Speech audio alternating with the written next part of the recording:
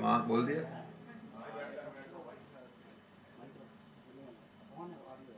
अच्छा दोस्तों शुरू करें।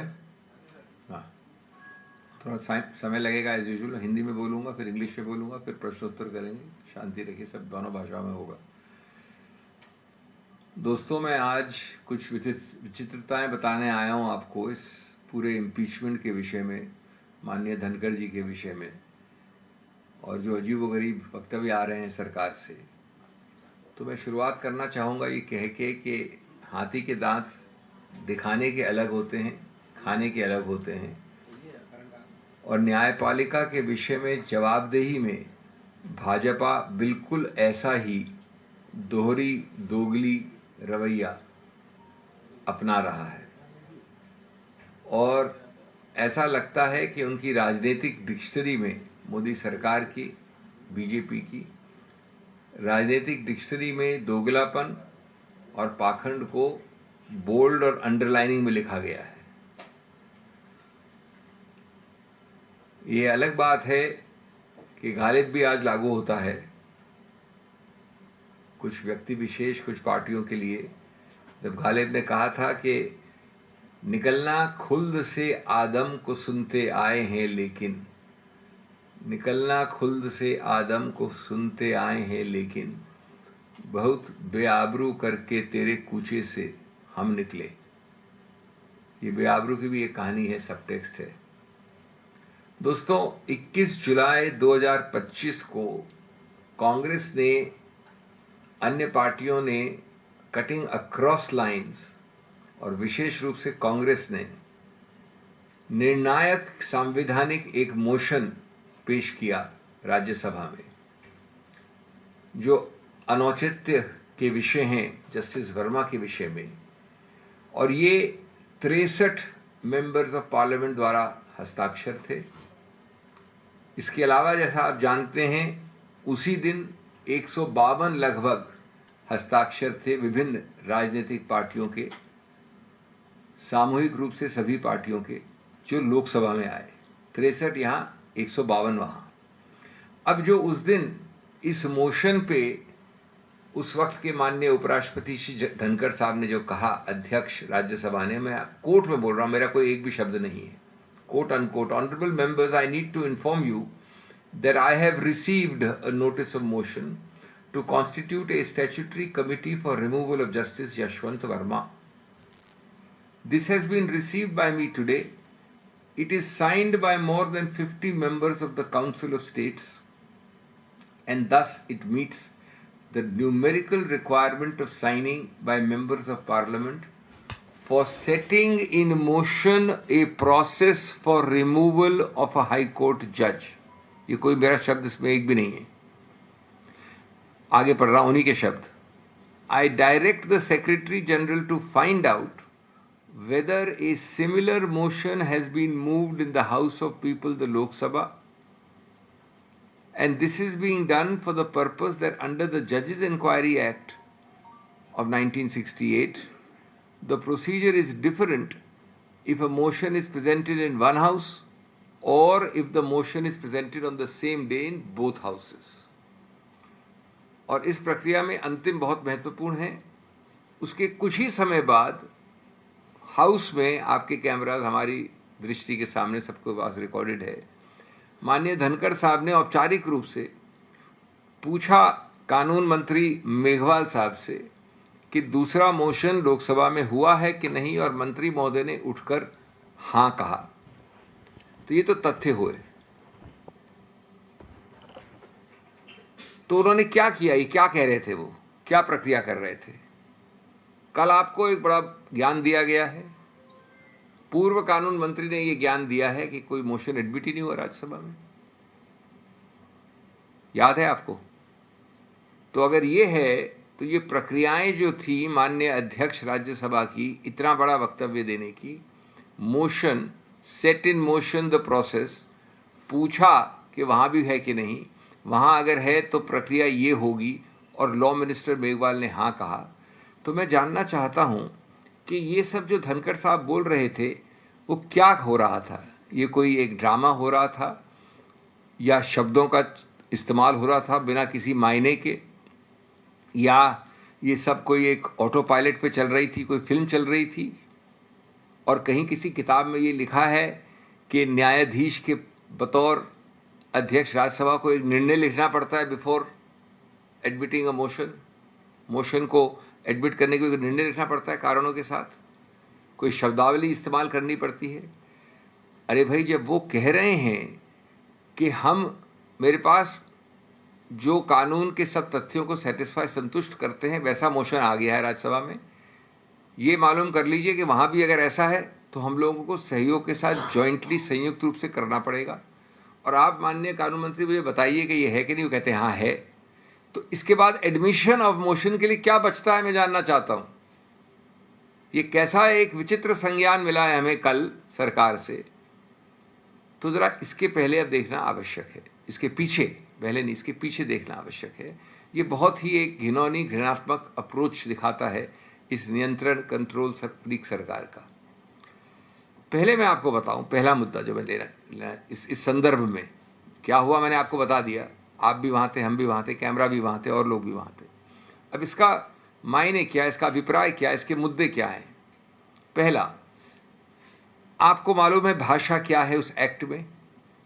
जो ये भाषा बड़ी सोच समझ के लिखी गई है कि अगर दोनों हाउसेज में सेम डे होगा मोशन, तो दोनों अध्यक्ष दोनों हाउसेज के, यानी माननीय स्पीकर ओम बिरला और माननीय अध्यक्ष धनखड़ जी उस वक्त जो थे,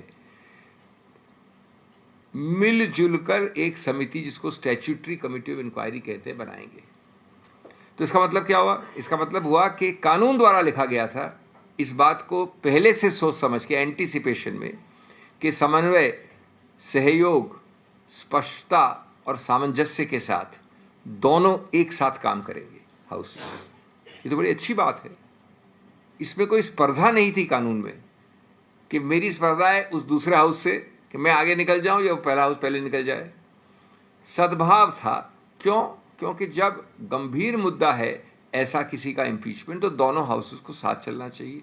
ये बात बड़ी स्पष्ट है, पहला मुद्दा। दूसरा, उसके कुछ समय बाद धनखड़ जी इस्तीफा दे देते हैं। घोषित शाम को होता है लेकिन इस्तीफा दे देते हैं, और उस वक्त कभी नहीं कहते माननीय रिजिजू जी या मेघवाल जी की कोई ऐसा मोशन ही नहीं था, एडमिट ही नहीं हुआ। आज हम इसको ज्ञान सुन रहे हैं, संज्ञान और ज्ञान को, कल 4-5 दिन बाद। और जैसा मैंने कहा कि एक तरफ तो धनखड़ जी का जो चुप्पी है वो सबसे ज़्यादा बोल रही है। धनखड़ जी की चुप्पी को हिंदी में सुवक्ता कह सकते हैं, मतलब एलोक्वेंट है।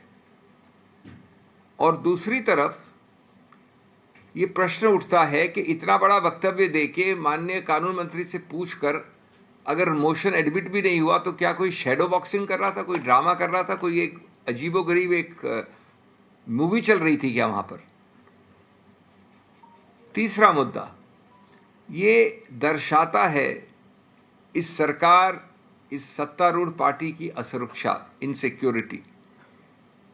उनको सांवैधानिक प्रक्रिया से कोई संबंध नहीं है, उनका न्यायिक जवाबदेही से कोई संबंध नहीं है, उनका एंटी भ्रष्टाचार अभियान से कोई रुचि नहीं है। उनको एक चीज़ है सिर्फ, सरकार को और सत्तारूढ़ पार्टी को, कि कैसे हमारी शर्मिंदगी बचे कि किसी और ने इसमें पहल की, यानी कांग्रेस ने और अन्य पार्टियों ने पहल की। हमको अपनी पहल चाहिए, हमको अपना नियंत्रण चाहिए, हमको अपनी कंट्रोल फ्रीकिज्म चाहिए। हमें अपनी शर्मिंदगी बर्दाश्त नहीं हो सकती कि कोई और आदमी, ये नहीं है कि सिद्धांतों का कुछ मुद्दा है इसमें। और इससे मालूम पड़ता है कि सिर्फ आख्यान, नैरेटिव उनसे जब छिन जाए तो वो विचलित हो जाते हैं। जैसा मैंने कहा, तीनों बिंदुओं में उनका कोई इंटरेस्ट नहीं है। संवैधानिक सिद्धांत, संवैधानिक प्रक्रिया, समन्वय, सद्भाव का ये प्रावधान जिसपे दोनों को साथ वर्क करना है हाउसेस को। और आज आफ्टर थॉट के तौर पे कल माननीय रिजिजू जी ये वक्तव्य देते हैं, तो ईमानदारी भ्रष्टाचार के विरुद्ध अभियान का कोई उनको फर्क नहीं पड़ता। चौथा बिंदु कि इसमें हम सब जानते हैं कि पहल बार बार वक्तव्यों द्वारा प्रेस में संसद जब नहीं शुरू हुआ था तब कांग्रेस ने की। उस वक्त सरकार चुप रही या कभी कभी कुछ वक्तव्य आते थे, और जब कांग्रेस ने पहल करके पहले दिन ये प्रस्ताव रखा जिसको धनखड़ साहब ने नोटिस किया पूरी व्यापक रूप से, तो उस वक्त इनको लगा कि हम किनारे पे खड़े हैं, तो इस पूरे प्रक्रिया को अपने हाथ में लेने के लिए, काबू में लेने के लिए इसको निरस्त करो, उपराष्ट्रपति को भी निरस्त करो, खारिज करो, खुद व्यक्ति को भी और प्रस्ताव को भी, और लोकसभा ले जाओ। ये किस प्रकार की सरकार है? ये किस प्रकार का अप्रोच है? दूसरा, पांचवा, आपको चिंता इस बात की नहीं है कि जो प्रावधान है कानून का वो उदार दिल प्रावधान है। उस प्रावधान में, जैसा मैंने कहा, सद्भाव, सहयोग, सामंजस्य, साथ चलने की प्रावधान है कि दोनों हाउस करेंगे। आपको उस उदार दिल प्रावधान की चिंता नहीं है, आपको सिर्फ इसका है कि फोकस किसने ले लिया, who stole the March, who stole the show. ये प्रवृत्तियां बता रहा हूं मैं आपको, ये कितना छिछला, कितना उथला, कितना पेटी है कि घोषणा पहले कौन करे। मैं पहले करूं लोकसभा में, आप कैसे कर सकते हैं राज्यसभा में, जबकि प्रावधान कहता है कि दोनों साथ कर सकते, करना चाहिए। बल्कि अखिल भारतीय स्तर पे अगर 700-800 मेंबरान संसद के दोनों हाउसेस के साथ मूव करते हैं तो ज़्यादा मजबूती किससे मिलती है? एक तरफा एक हाउस में। एक और मुद्दा है कि ये द्विदलीय, मल्टीदलीय साथ लेके चलने की कभी भावना नहीं रही इस सरकार की और सत्तारूढ़ पार्टी की। हम अकेला, जो एक अहम है, जो अहंकार है, यही द्योतक है, यही है इन सब चीज़ों की, इन सब एक्शंस की, अजीबोगरीब एक्शंस का कारण। और सरकार ने एक प्रकार से एक संस्थापिक तोड़फोड़ की है, इंस्टीट्यूशनल सैबोटाज किया है और संविधान का उल्लंघन किया है। ये कल वाले वक्तव्य द्वारा ये प्रक्रिया अवरुद्ध की है जो सहयोग और साथ दोनों हाउसेस को लेकर चलने की कानून में लिखी हुई है। यह आज नहीं बनी, पहले से बनी हुई है। ये लोकतांत्रिक मूल्यों को उदार दिल से ऊपर लेता है ये कानून, और आप इसको नष्ट करके क्रश कर रहे हैं, इसको तोड़ रहे हैं, संवैधानिक विघटन पैदा कर रहे हैं। बायपार्टिजानशिप का, द्विदलीय मल्टीदलीय भावना का तो सोच भी करना इस सरकार या सत्तारूढ़ पार्टी से एक गलती होगी। एक छठा या सातवां खतरनाक परिणाम मैं चाहूँगा कि न हो, इससे उभर के आता है। इस प्रकार के बचपने, अहंकार, ईगो, नियंत्रण, कंट्रोल फ्रीक अप्रोच से क्या सरकार ने कभी सोचा कि क्या आप कोई कानूनी कोई रास्ते या कानूनी कोई भूल चूक नहीं दे रहे हैं जस्टिस वर्मा की प्रक्रिया को? आप जानते हैं कि जस्टिस वर्मा की प्रक्रिया चुनौती दे रही है इन सब चीज़ों को। उनका भी अधिकार है, मानवाधिकार है चुनौती देने का, चैलेंज करने का। उनके वकील तैयार खड़े हैं। तो इस प्रकार के एक विरोधाभास को पैदा करके स्टैट्यूटरी कमेटी की नियुक्ति के विषय में क्या आप उनको, जस्टिस वर्मा को, जानबूझकर या अनजाने रूप से एक अतिरिक्त हथियार दे रहे हैं चुनौती देने का? क्या आप लूप होल छोड़ रहे हैं जिससे कि बाद में वो स्टैट्यूटरी कमेटी को, जो इतने बड़े सर्वदलीय समर्थन के साथ लगभग 800 एमपीस के साथ हो सकता था, उसको कोई कहीं कोर्ट कचहरी में भविष्य में निरस्त कर दिया जाए? क्या यह आपका उद्देश्य है? ये जाहिर है कि न्यायपालिका को कोई भय नहीं है, चुनौती नहीं है जनता से या संसद से। अगर न्यायपालिका के सिद्धांतों, चाहे वो भ्रष्टाचार विरोध हो, चाहे जवाबदेही हो, उन सिद्धांतों को खतरा है तो वो खतरा आज कार्यपालिका, इस सरकार की कार्यपालिका से आ रहा है। इसके अलावा एक 8वां बिंदु है जो एक खाली कागज पे हस्ताक्षर का कैंपेन था। ये खाली कागज पे हस्ताक्षर का कैंपेन न जस्टिस वर्मा के विषय में था, न जस्टिस यादव के विषय में था, होना जहां चाहिए उनके विषय में नहीं था। वो तो एक और तीसरा प्रस्तावित, भविष्य का प्रस्तावित इंपीचमेंट मोशन की तैयारी की जा रही थी।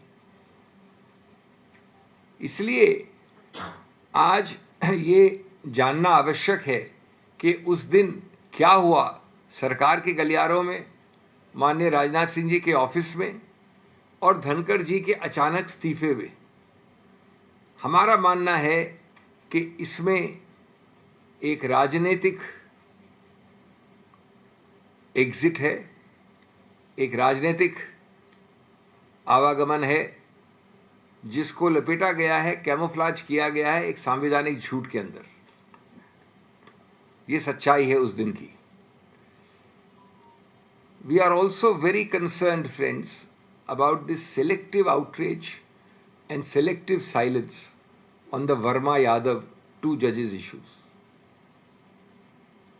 Justice Verma, Justice Yadav. This is typical BJP's double standard and yet another example of BJP and the Modi Sarkar's theatre of the absurd. The BJP's game of motions, they made it into a game of shadows and a game of motions, is less about law and more about optics. A desperate dance to distract and dominate. And how petty a dance to distract and dominate. Our house Lok Sabha first, not you Rajya Sabha. Out you go, Mr. Vice President. On judicial propriety, on anti-corruption movement and on judicial accountability, the BJP's mantra is talk the talk, never walk the walk. Never walk the talk, never walk the walk, keep talking the talk.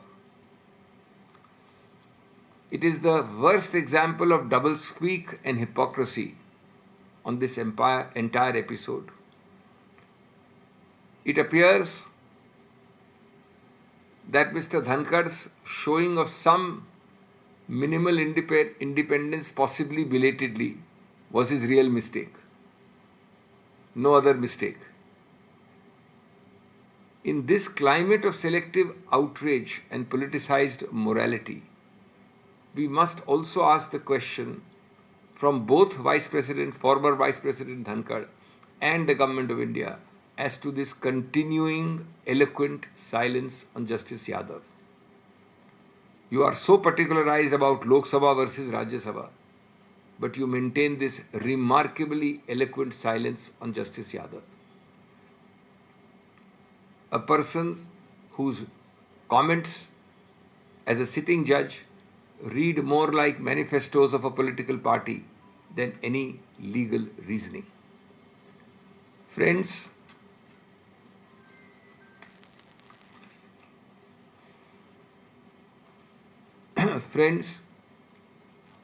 I am completing very briefly in English what I told you in Hindi by reminding you that on 21st of July, a few days ago, the Congress and of course other parties also moved a decisive constitutional motion for the various improprieties by Justice Verma, and in particular for creating a statutory inquiry committee as required by the statute, signed by 63 Rajya Sabha members.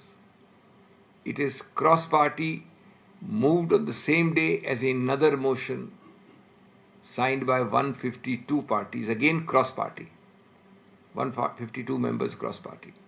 I will not read in English the same statement which I have just read to you when I was doing my Hindi version. The statement is crystal clear. Please note 2 or 3 facets of it. Was Mr. Dhankard and the whole house, were they watching a movie? Were they watching a shadow boxing or a dance drama? What were the words long 2-3 paragraphs, 5-7 minutes, the Vice President and the Chairman of the House speaking. He was talking specifically of a motion number 1, a physical thing in his hand. He was talking number 2 of numerical requirement being satisfied. He was talking of the rules, the statute rather, the Act of Parliament which says that if there are 2 on the same day in each house, then both have to join together to form a statutory committee. He then asked in the presence of the whole house and the whole country, no less than the law minister, who has exclusive locus on this, that was this moved today in the Lok Sabha, and the law minister, Mr. Meghwal, answered yes. So what was all this happening? Because yesterday we are given great educative knowledge by Minister Mr. Rijiju that there is no motion admitted. What else is required, may I ask, for admission of a motion? Does the Constitution or a statute prescribe that like a High Court or a Supreme Court judge, you must write a long judgment admitting the motion? Did not the then Chairman Dhankad, clearly make by his words this issue the property of the House? And if he was not doing this, why was he asking Mr. Meghwal about the same day introduction in the Lok Sabha, only to apply the law of the statute, which said both houses should join together? And yesterday we have this remarkable statement that this is not why. Now, this is the point I want to make. It shows many facets of this government, the way it works, the way it thinks, and this ruling party. The first facet is it ignores the clear cooperation, collegiality, togetherness of both houses intended by the proviso to Section 3 of that Act of Parliament. Look at the foresight of our framers of the statute who said that there may be a situation when both houses may want to proceed. We want to provide cooperation, collegiality, consensus. Here this government and this ruling party is talking of competition, a race as to who declares and announces first. Was this the statutory intent? The law as created is magnanimous, it is capacious, it includes both houses, intends to include both houses.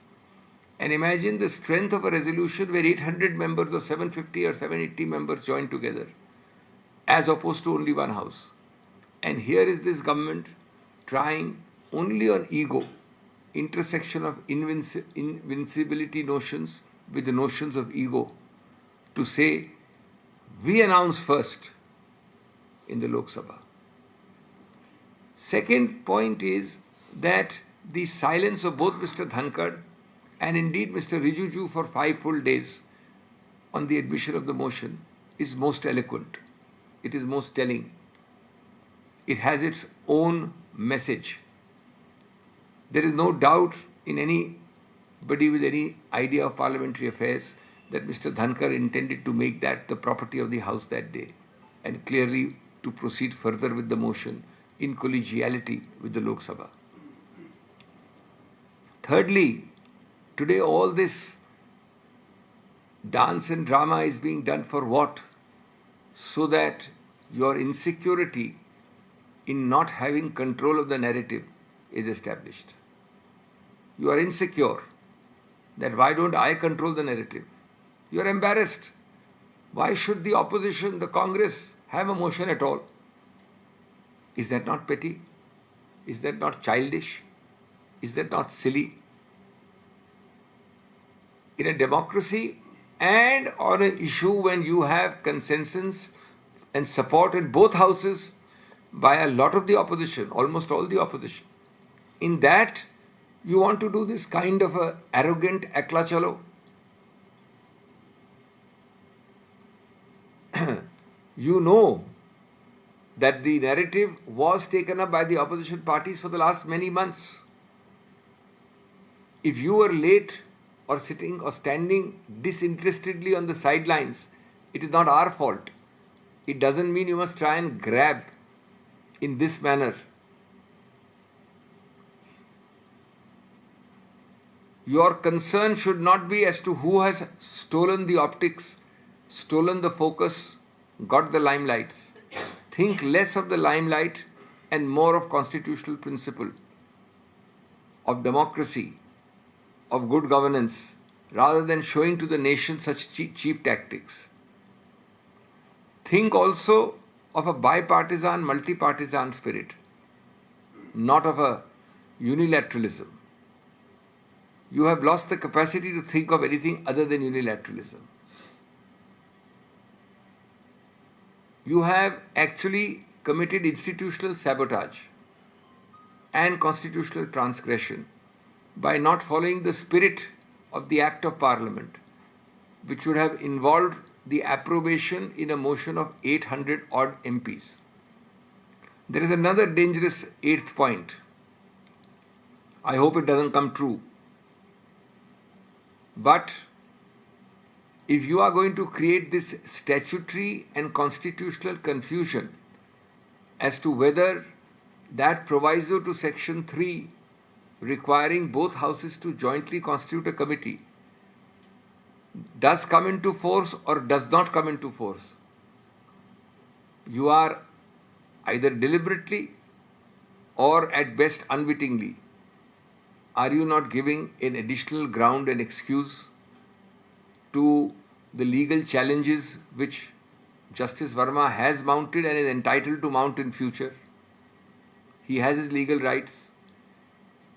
Why this confusion? Why this unilateralism and division amongst MPs in two houses to possibly give him a new ground of alleging procedural and substantive infirmities in creating the statutory committee of inquiry, which is the most important act in his possible and potential impeachment? Also, friends, though you have clearly wrapped up a political exit, camouflaged a political exit as a constitutional lie, that is the best way to describe ex-Vice President Dhankard's departure. A political exit camouflaged as a constitutional lie.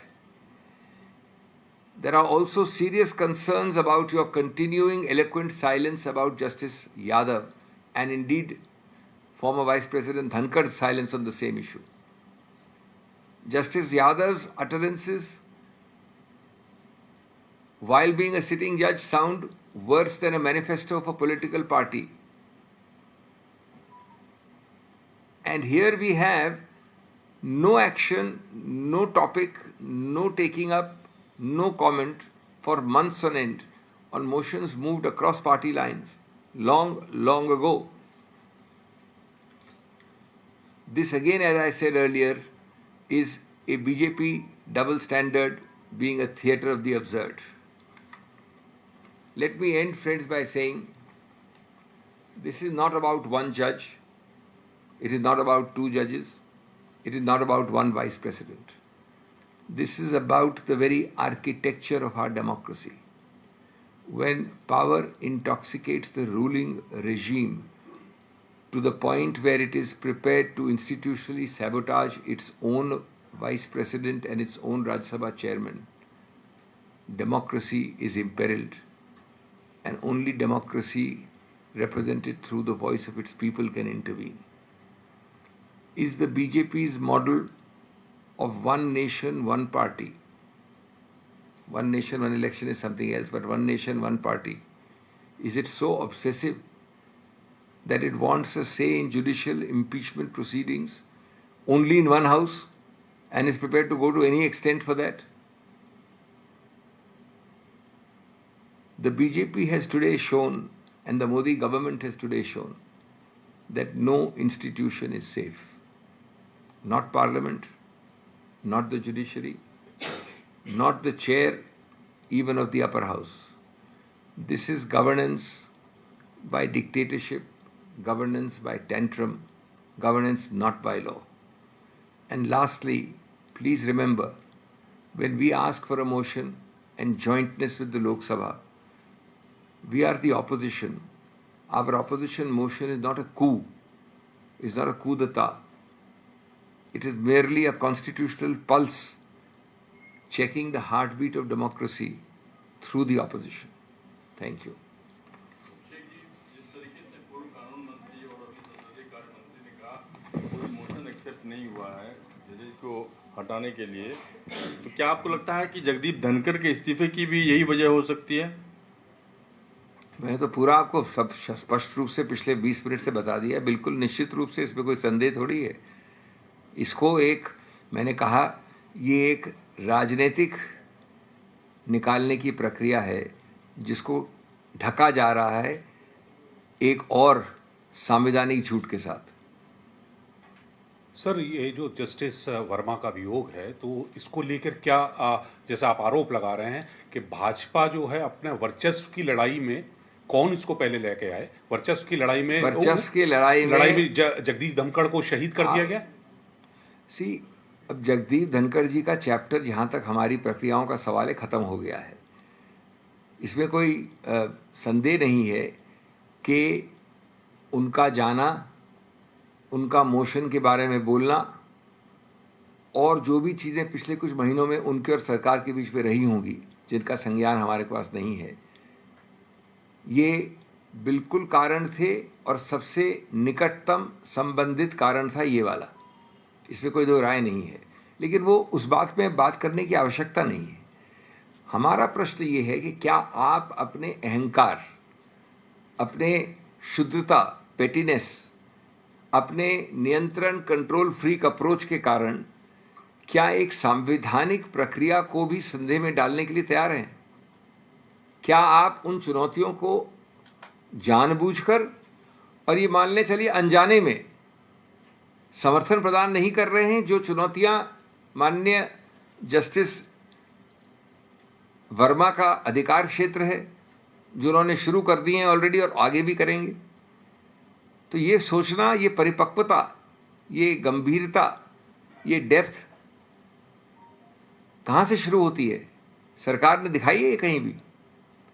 Sir, मेरा ये सवाल है, तेजस्वी यादव कह रहे हैं कि अगर चुनाव आयोग ऐसे करता रहा, उस पर आते हुए इसमें और कुछ तो नहीं है। इसको खत्म कर ले फिर आएंगे, ऐसे नहीं। पहले इस पे खत्म कर ले जो भी हो। सबमिट हुआ है, एडमिट नहीं हुआ है।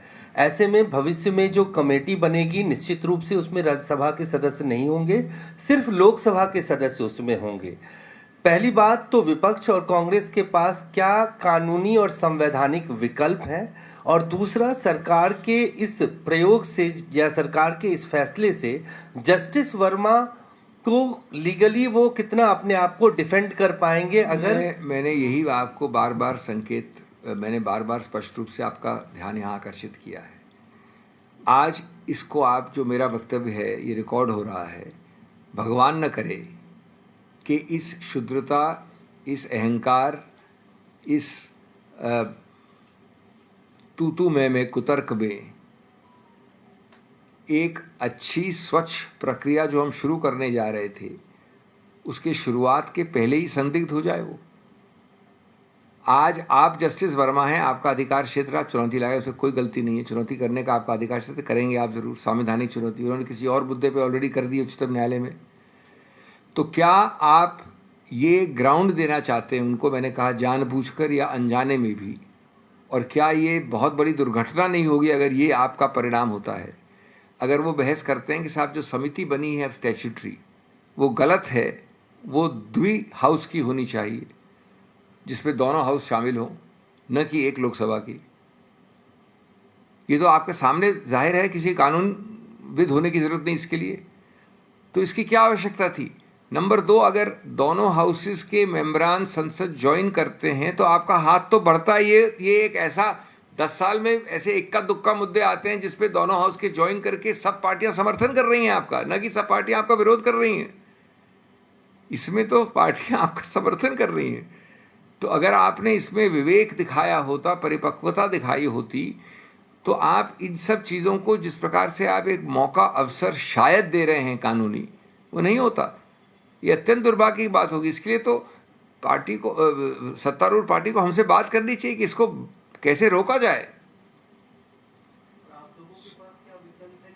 जहाँ तक हमारा विकल्प है, देखिए हमारा विकल्प सबसे पहले आप लोग हैं। आपके जरिए जनता को आपके जरिए जनता को ये समझाना जरूरी था। जो मैंने आज समझाया ये आप लोगों को ज्ञान नहीं था पूरी रूप से, न जनता को होगा कि कितना खतरनाक चीज हो सकती है, और उससे जवाबदेही से सरकार की जवाबदेही बढ़ेगी जनता के जो। दूसरा, सब जानते हैं कि जो हाउस में होता है उसको आसानी से कोर्ट कचहरी में चुनौती नहीं दी जा सकती है। ये कानून है, आप भी जानते हैं, हम भी जानते हैं। तो उसका फायदा उठा के अगर आप माननीय रिजिजू के वक्तव्य पे तालियां बजाते वापस घर जाते क्या कर लेंगे, तो नुकसान तो आपका है, देश का है, संवैधानिक सिद्धांत का है, भ्रष्टाचार की विजय है। सर इस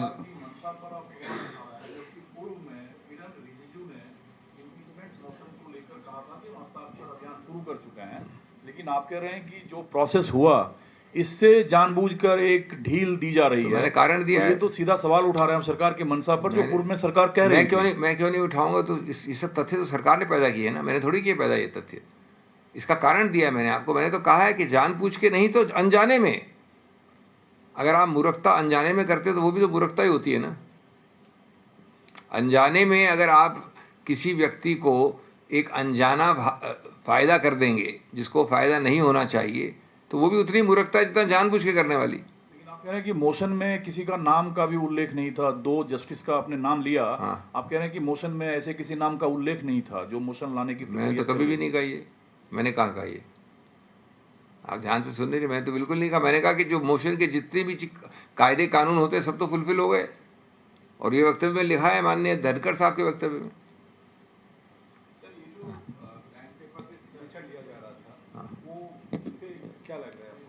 अगर वो ब्लैंक पेपर का सिग्नेचर न यादव जी के लिए था न वर्मा जी के लिए था, तो आप अपने आप समझदार लोग हैं, किसके लिए हो सकता है? इससे ज़्यादा क्या बोलना चाहिए मुझे? opposition planning for a farewell dinner for Jagdeep Dhankar? मुझे इसका कोई ज्ञान नहीं है। I mean these are social niceties, I have no idea. Okay sir. अच्छा, इनका अलग से बाकी चीज़ों पे हाँ। सर तेजस्वी यादव कह रहे हैं कि चुनाव आयोग अगर ऐसे ही मनमानी करता रहा तो वो चुनाव का बहिष्कार कर सकते हैं। क्या संवैधानिक प्रक्रिया में ऐसी स्थिति जो है हो सकती है? देखिए, आपने एक महत्वपूर्ण प्रश्न पूछा है जो अभी प्रीमेच्योर है, पूर्वानुमान है। इस वक्त उसका उत्तर देना कोई ज़्यादा संदर्भ नहीं रखता, लेकिन क्योंकि महत्वपूर्ण है फिर भी मैं कुछ कहना चाहूँगा। पहली बात, इस वक्तव्य को नहीं देखिए, इसके पीछे की भावना को देखिए। कौन सी राजनीतिक पार्टी है जो नहीं चाहेगी चुनाव लड़ना? और बिहार में जहाँ इतना जूझे हैं, इतने अभियान किए हैं, इतना रगड़ा है अपने आप को, इतना भागदौड़ की है, इतना मिले हैं, संबंधित हुए हैं जनता जनार्दन से, वहाँ आप समझते हैं तेजस्वी यादव या कांग्रेस चुनाव नहीं लड़ना चाहेंगे? नंबर 2, इसके पीछे की भावना है दर्द की, पीड़ा की, आक्रोश की, कि हमको आप मैदान में उतार रहे हैं, हम पूरी तरह से तत्पर हैं, तैयार हैं, लेकिन आप मैदान को एक तरफा क्यों कर रहे हो, अनइवन क्यों कर रहे हो? ये संदेश है इसका। नंबर 3, अगर इसी प्रकार की प्रक्रिया जो अभी जो औपचारिक उनका एस्टिमेट है 61 लाख है, हमारे हिसाब से 2-2.5 करोड़ है, अगर इतनी बड़ी मात्रा चलती रही और इसका कोई निवारण नहीं हुआ, तो आज की तारीख में मैं तेजस्वी यादव के आधार पर नहीं कह सकता कुछ, वो उनकी पार्टी से पूछना पड़ेगा आपको। लेकिन किसी का भी कोई विकल्प बंद तो नहीं है। हम बिल्कुल अभी ये नहीं कह रहे हैं, हम बिल्कुल ये मान नहीं रहे हैं, लेकिन ये ऑप्शन विकल्प के रूप में किसी के लिए बंद नहीं होगा। और आखिरी, कभी भी अगर सामूहिक रूप से, यूनाइटेड रूप से इस विकल्प को किया, तो मैं समझता हूँ एक ज़बरदस्त चपट है हमारे गणतंत्र के उन लोगों के ऊपर जिनका काम है कि इन स्तंभों को ऊपर रखें, झंडा चलता रहे और अच्छा काम होता रहे। क्या रह जाएगी इसकी क्रेडिबिलिटी ईसी की अगर ऐसा सामूहिक निर्णय लिया गया तो? सर एक सवाल, इस तरह के आरोप लगा रही थी पहले ममता बनर्जी और अब आज असदुद्दीन ओवैसी ने भी कहा है कि जो बांग्ला स्पीकिंग मुस्लिम्स हैं उनको पूरे देश में टॉर्चर किया जा रहा है, और ये जानकारी ओवैसी ने दी है कि there have been disturbing reports of Indian citizens being pushed into Bangladesh at gun point. तो देखिए, हमारे पास, मेरे पास आज की तारीख में वो तथ्य नहीं है जिसके आधार पर इन दोनों ने वक्तव्य दिए हैं, लेकिन क्या इसमें कोई दो राय है या संदेह है कि पूरे देश में लोगों को सिर्फ संदेह या एक झुकाव के कारण उठा के एक तरफ एकत्रित करके उनसे प्रश्नोत्तर करके कई घंटों तक रखा जाता है और बाद में अधिकतर लोग पाए जाते हैं जो कि नहीं है, गलत। ये तो आपके सामने, नाक के सामने गुड़गांव में हुआ है अभी, कल परसों तरसों में, और कितने लोगों को छोड़ा गया बाद में। तो ये प्रक्रिया अगर गुड़गांव जैसे जगह पे दिल्ली के पास हो सकती है तो आप समझ सकते हैं कि बॉर्डर एरियाज पे क्या आतंक फैलाया गया है इसके आधार पे। तो जहाँ तक टीएमसी और ममता बनर्जी जी का ये सवाल है, उन्होंने अपने इलाके में कुछ तो कुछ देख के, कुछ समझ के ही कहा होगा ना। और इसको झुटलाने के लिए साफ तथ्य आने चाहिए सामने के, कितने लोगों की हुई है इंटरोगेशन, कितने लोगों को सामने रखा गया है। सर, कौन? yesterday during that OBC Bhagidari Mahasammelan, Rahul Gandhi made certain comments about Prime Minister Modi using phrases like PM में दम नहीं है. Now BJP is saying that this is these are personal attack on Prime Minister which should not have been made by the LOP. मैं समझता हूँ कि कोई ऐसी चीज़ राहुल गांधी ने कुछ भी ऐसा नहीं कहा है जो अनपार्लियामेंट्री है। ये अलग बात है कि आपने दसों केसेस अखिल भारतीय स्तर पे हर कोने पे राहुल गांधी के ऊपर ठोक रखे हैं क्योंकि आप उनकी आवाज़ को दबाना चाहते हैं। आप उनको जानते नहीं हैं कि जितना आप दबाएंगे वो बोलेंगे। अगर लोकतंत्र और गणतंत्र में मैं सत्तारूढ़ सरकार को ये नहीं कह सकता हूँ कि दम नहीं है, तो मैं समझता हूँ कि आप लोकतंत्र को बंद कर दीजिए और आप लिखिए मेरी स्पीचेस, आप लिखिए कि कैसे बर्ताव करूँ मैं। और आप तो दिन प्रतिदिन केस पे केस डालते रहते हैं। अभद्रता की कोई सीमा नहीं बची जो आपने उल्लंघन कर रखी है और आप हमको उपदेश दे रहे हैं। SIR पे आपने कहा कि 2-3 करोड़ आपका एक आकलन है, 2 करोड़ का आप लोग का कि वो लोग कट सकते हैं, लेकिन 64 लाख के आसपास अभी नंबर है जो कल का चुनाव नहीं, है। नंबर नहीं है, ये उनका कहना है। जी जी बिल्कुल, उनका कहना है, नंबर नहीं है, उनका दावा है, उनका बयान है। मैं ये पूछना चाह रहा हूँ आपसे, ये 2 करोड़ का जो आकलन है आपका किस आधार पे है? और दूसरी चीज, अब 28 को सुनवाई है इस पूरे मामले में, तो आप लोग आगे क्या करेंगे? क्योंकि जो सुप्रीम कोर्ट ने सुझाव दिया था उसके बगैर पहला चरण लगभग पूरा हो गया है। अब 1 महीने का वक्त है, डॉक्यूमेंट्स उसमें जमा होंगे, जिन्होंने नहीं दिए चेक भी हो सकते हैं, क्लेम्स एंड ऑब्जेक्शन, तो आपका क्या होगा? देखिए, ऐसा है, परसों केस है और परसों जो दलीलें हम कहेंगे उसको यहाँ पर आपके सामने उसको समराइज करने का कोई औचित्य नहीं है। ना आप कोर्ट हैं, ना आप कचहरी हैं, ना आप जज हैं। आप 2 दिन और रुकिए, जैसा पिछली बार आपने सुना था व्यापक रूप से, वो सब सुनेंगे दलीलें वापस। इतना आसान अगर होता कोर्ट कचहरी की बहस करना तो मैं आपको यहीं बता देता, लेकिन आप आश्वस्त रहें कि वो सब कानूनी दलीलें, नागरिकता से लेकर उच्चतम न्यायालय के उस ऑर्डर का क्या अभिप्राय है, क्या वो सुझाव है। उच्चतम न्यायालय नहीं बनाया गया था इसलिए कि सुझाव दे आपको, वो बनाया गया था आदेश देने के लिए, कैसे उसका उल्लंघन कर सकते हैं आप, इत्यादि इत्यादि बहुत सारे हमारे पास मामले। तो जहाँ तक उसका सवाल है, आप उसके लिए थोड़ा अभी सब्र करिए।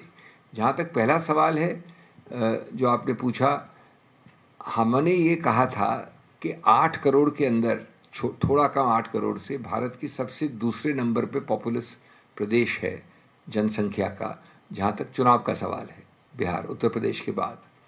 उसमें 2003 के बाद का हिस्सा लें आप तो करीब 5 करोड़ से थोड़ा कम है, 498 ऐसा कुछ कहते हैं, मुझे एग्जैक्ट आंकड़ा याद नहीं है।